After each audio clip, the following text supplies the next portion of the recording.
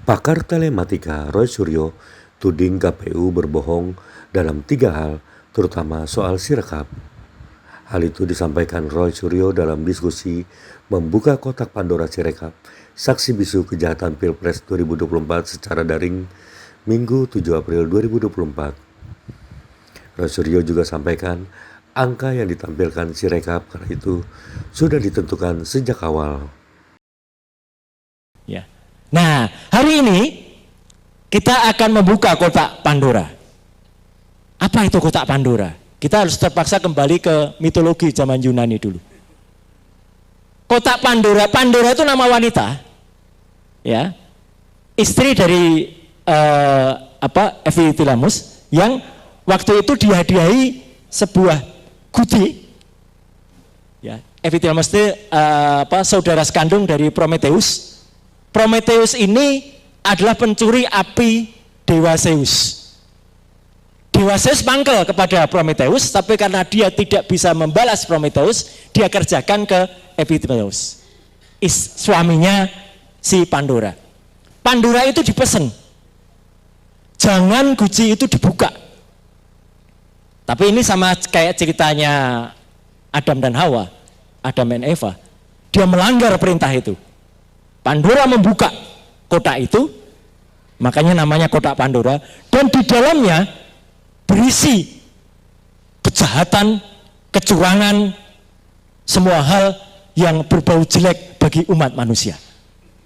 Dan itulah Tuhan yang Maha Kuasa, Allah Subhanahu wa Ta'ala, menggariskan juga. Jadi hari ini kita buka kotak Pandora yang namanya Sirekap, Sistem Informasi Rekapitulasi. Jadi bukan hal kebetulan kalau ternyata cerita ini, Pak Asto, itu metodologinya sudah ada sejak zaman Yunani. Namanya kotak Pandora. Dan digunakan oleh APDI sebagai judul acara hari ini. Jadi tiba-tiba teman-teman waktu itu merumuskan acara itu, ya sudah ada titah petunjuk dari Yang Maha Kuasa. Ya, gitu. Monggo. Nah, teman-teman semua, cerita saya sedikit saya belokkan supaya kita tahu judulnya, ya. Jadi mulai dari alat yang sederhana ini, saya waktu itu kemudian mengkritisi, dan itu bukan tanpa resiko. Tentu teman-teman sudah dengar lah ya, saya dilaporkan ke Bareskrim. Dan sampai dengan sekarang, Pak Petrus, laporan saya masih on. Dan bahkan mau dihidupkan lagi ketika kita waktu itu lapor ke Bareskrim dan laporan kami ditolak. Laporan saya besoknya diumumkan lagi, mau dijalankan lagi. Memang jahat betul itu, ya.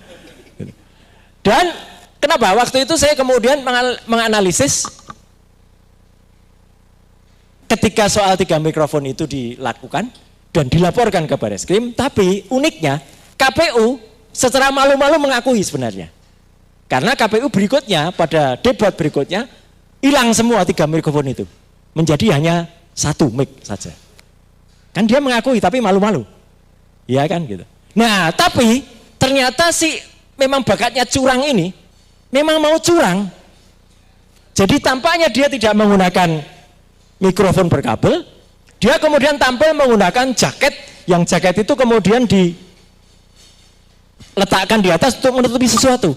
Apa yang dia tutupi? Yang ditutupi alat semacam ini.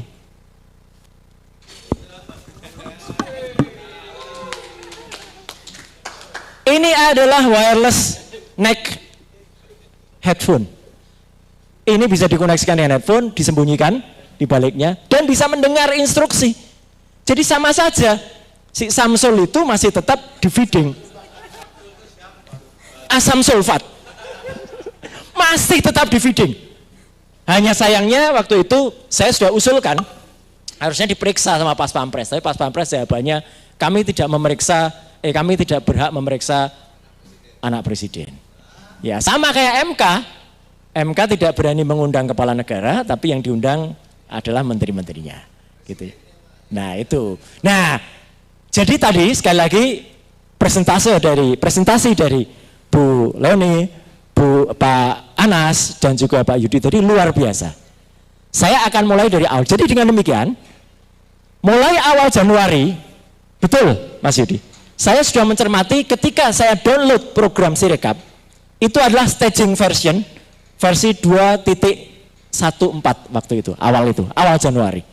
Saya langsung teriak, ini program yang masih staging, program yang masih beta, kok berani-beraninya di launching kepada masyarakat. Padahal itu dengan biaya besar. Nggak boleh teman-teman semua. Jadi ini satu poin.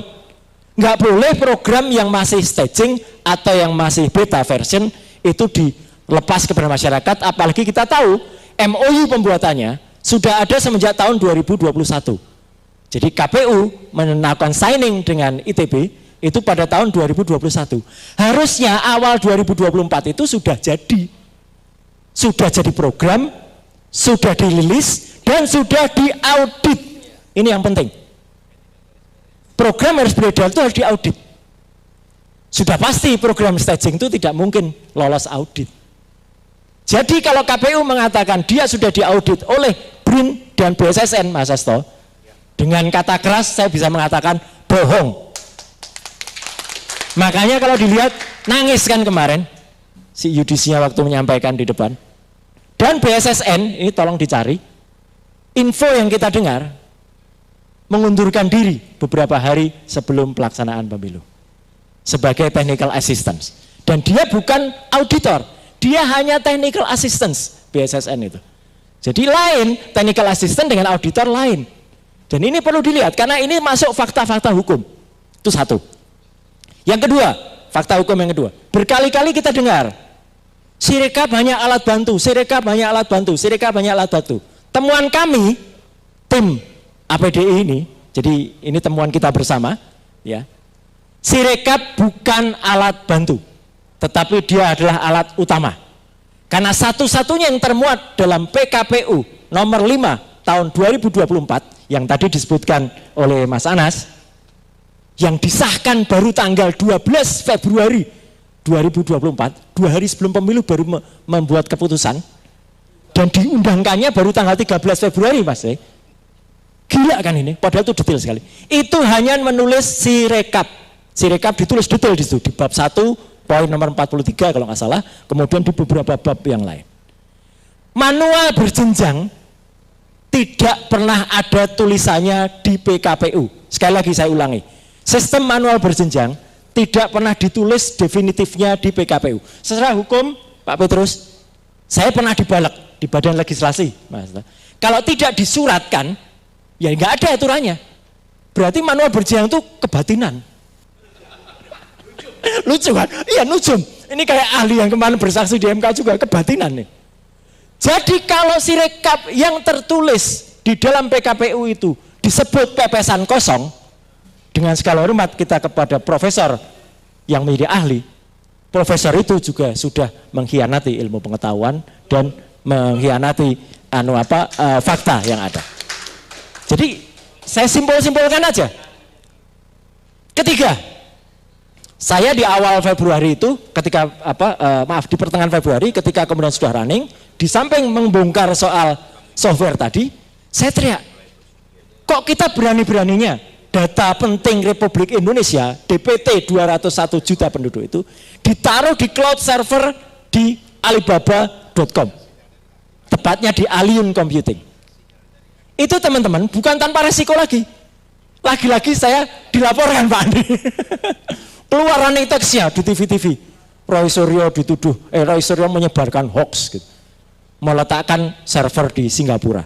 Gilanya lagi, saya mengatakan gilanya lagi. Seminggu setelah tanggal 14 Februari, kalau nggak salah tanggal 21 Februari, komisioner KPU duduk berjejer, gagah banget di gedung KPU, bikin konferensi pers macam ini. Menyatakan dengan tegas, waktu itu BT Epsilon yang bilang, kami jamin data-data itu tidak ada di luar negeri, ada di Indonesia. Ketua KPU mengatakan, Hasyim Asyari mengatakan, sejauh pengetahuan saya, sepanjang pengetahuan saya, memang data-data itu hanya ada di dalam negeri. Saya langsung teriak, berarti pengetahuannya nggak panjang itu.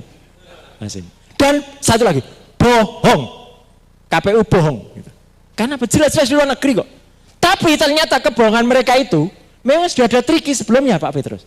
Hari Jumat malamnya, dini hari, jadi itu Rabu, Jumat malamnya, bagaikan seorang maling saya bilang, mereka memindahkan data-data itu dari Singapura balik lagi ke Indonesia. Dan saya punya semua rekamannya, capture-nya, dan sudah saya berikan ke MK dalam affidavit-nya. Jadi ketika data itu ada di Singapura, data itu masuk ke, sudah saya berikan. Jadi nggak apa-apa teman-teman, kalau nggak dengar kesaksian langsung di MK, saya sampaikan di sini dan itu ada di dalam affidavit. Affidavit itu nilainya sama, ya, dengan kesaksian langsung. Karena memang saya benar-benar nggak bisa hadir waktu itu. Nah, artinya apa? 3 kebohongan ini sudah berat sekali sebenarnya pada KPU. Bohong softwarenya diaudit dan itu banyak versi. 2, bohong ketika dia menyatakan itu di Singapura, ya. Bohong berikutnya ketika kita temukan juga data-data itu ternyata ketika masuk itu sudah tadi pada sistem yang disampaikan oleh Mas Anas dan Mas Yudi tadi. Sudah ada ibaratnya kotaknya, sudah ada tempatnya. Angkanya sudah ditentukan sejak awal. Saya sejak awal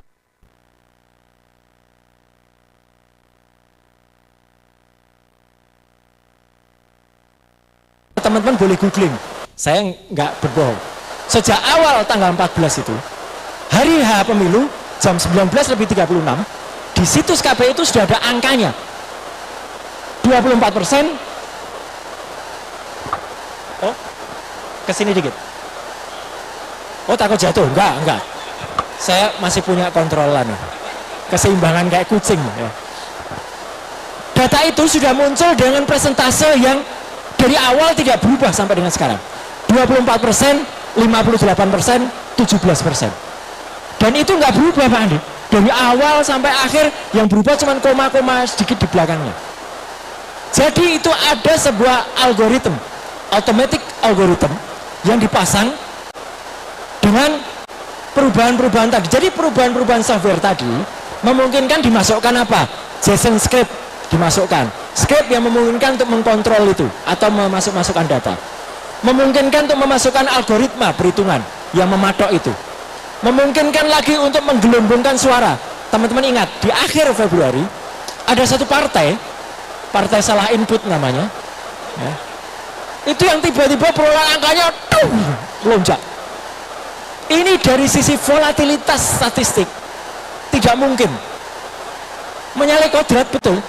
Kodrat saja nggak salah, kok ini salah ya. Jadi Kodari yang salah, betul. Ya, jadi itu Profesor Statistik Burhanuddin Mustadi saja bilang, aku ramudeng mas dengan adanya fenomena ini Bu Lydia. Jadi dia pun tidak mengerti. Untungnya waktu itu kemudian karena banyak yang meramaikan, berhentilah upaya itu. Upaya itu upaya jahat. Saya pernah tulis tuh modusnya. Bukan hanya mencuri antar paslon, bukan hanya mencuri satu partai, tapi sudah menggunakan sisa suara. Jadi sisa suara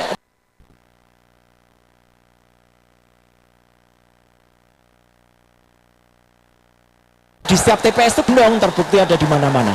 Data-data seperti yang Mas Anas tampilkan tadi ada semacam itu. Jadi itu terbukti.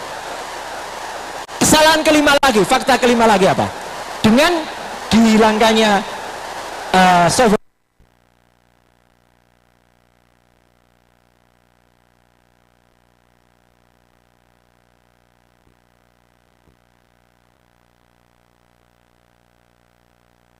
software tadi diubah, masih ada. Saya lihat fungsi itu masih ada untuk outcome. Tapi ketika malah sudah versi berikutnya dihilangkan, akibatnya apa? Data-data tiap TPS bisa kemudian kayaknya itu ya mati. Data-data dari tiap TPS itu bisa seperti tadi disampaikan Bu Leoni. Dari 300 harusnya maksimal 300 jadi 700, jadi 900, jadi jeblok datanya, meledak. Dan itu tetap diinput semuanya. Ini yang menurut saya nggak masuk akal. Makanya ketika perhitungan yang diamini oleh Ketua KPU, satu TPS itu bermasalah, ya, itu memang benar. Apalagi temuan Mas Anas tadi sudah mencapai lebih dari separuh TPS-nya. Kalau lebih dari separuh, Pak Hasto, ini berarti apa? Masif, terstruktur, dan sistematisnya tercapai. Lihat, ingat hitungan saya dari awal tadi, iya kan? Ngawur, iya. Benar. Jadi ya dari awal memang sudah ada perencanaan. Software-software itu memang sudah dirancang untuk ngaco. Kedua, ini yang saya tidak terima, Mas Anos, Bu Lydia. Ketika profesor itu lagi menyalahkan ini semata-mata technical error. Masa software disalahkan? Dan cek.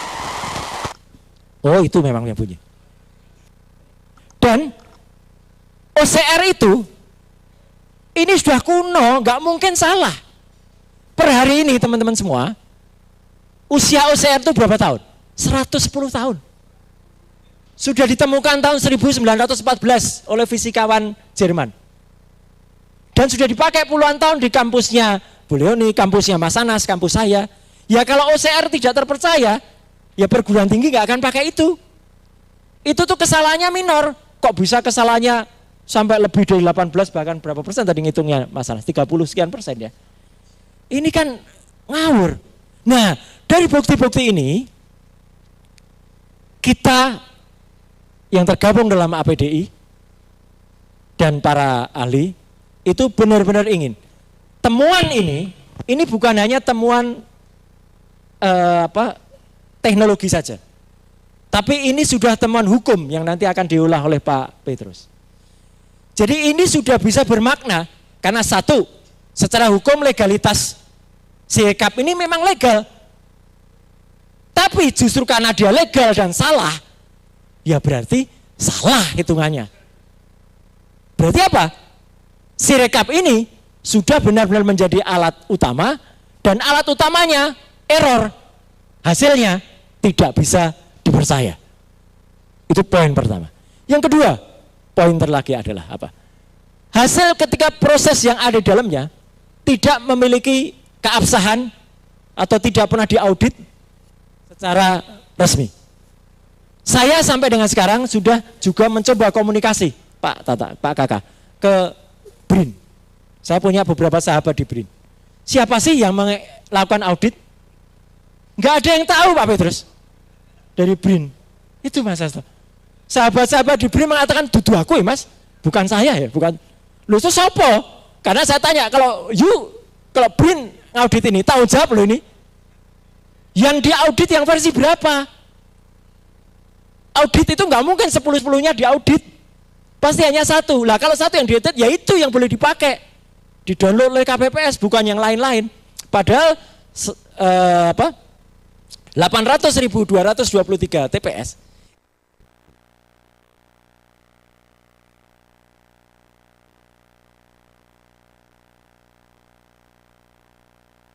itu mendownload dalam versi yang berbeda-beda.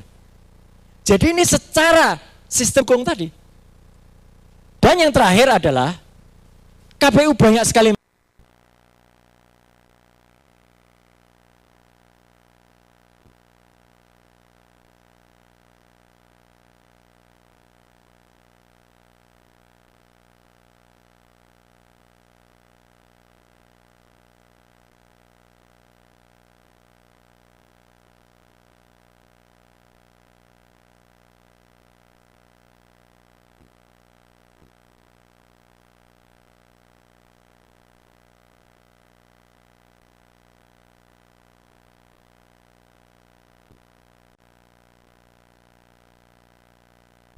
yang kita kejar kemarin dari Komisi Informasi Pusat.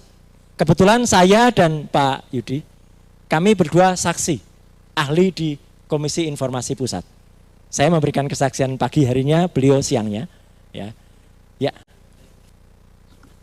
Lah ya, ini yang paslon 300 semua. Langsung keluar kan? Betul, terima kasih Pak Yudi. Jadi ini yang ada, jadi artinya angka-angka ini membuktikan bahwa di TPS itu sudah dimainkan luar biasa. Udah TPS-nya, data TPS dimainkan, hasilnya diubah-ubah. Waktu pertemuan di Bandung, sengaja kita tunjukkan, saya tunjukkan teman-teman, ini loh tanda tangan palsu, ini loh palsu.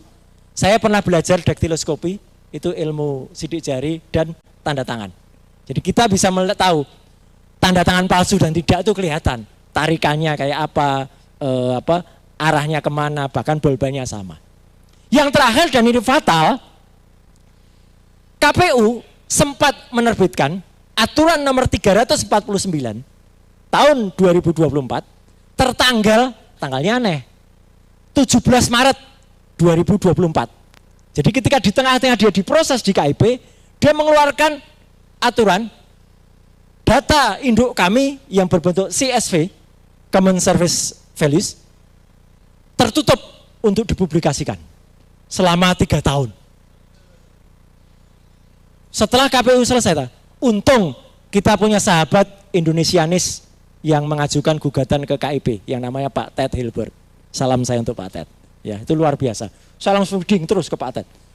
Harus ditabrak Undang-Undang Keterbukaan Informasi Publik nomor 14 tahun 2008 itu di atas semua peraturan di bawahnya. Alhamdulillah teman-teman, kita berikan ucapan kepada Yakin Yayasan Akuntabilitas itu dan didukung oleh kita. KIP telah mencabut aturan itu. Jadi data CSV itu bisa kita buka. Kalau data itu dibuka dan sudah dikejar, jadi kita, tapi KPU masih aja belagu juga. Silakan datang ke sini, bawa harddisk 40 tera. Ayo kita datang ke sana, ya kan? Ditantang, kita ditantang. Ya, lah ya kecil, 40 dia anggap mungkin pikiran dia tera itu dangdutan, tera jana gitu ya mungkin itu. Nah jadi teman-teman semua, dengan semua bukti ini, saya berharap betul tim TPDI, tim Pembela Demokrasi Indonesia di bawah Pak Peter Celestinus, Pak dan kawan-kawan, ya, bisa merangkum betul konstruksi hukumnya, dan Pak Hasto dan tim kita berikan support moral supaya hak angket tetap jalan Pak Hasto. itu ya. Jadi kita semua para ahli yang ada di sini siap support dengan segala kemampuan kami Pak Hasto, dengan pengetahuan kami, dan saya sekali lagi bersyukur. Dulu saya teriak-teriak sendirian kayak serigala melolong. Sekarang sudah ada Mas Anas, sudah ada Bu Lydia, sudah ada Mas Bayudi, ya. Yang ini kemudian bisa memberikan pencerahan. Makanya itu ada, dan Ikatan Alumni ITB yang luar biasa. Tepuk tangan juga untuk Ikatan Alumni. Sekali lagi terima kasih. Wassalamualaikum warahmatullahi wabarakatuh.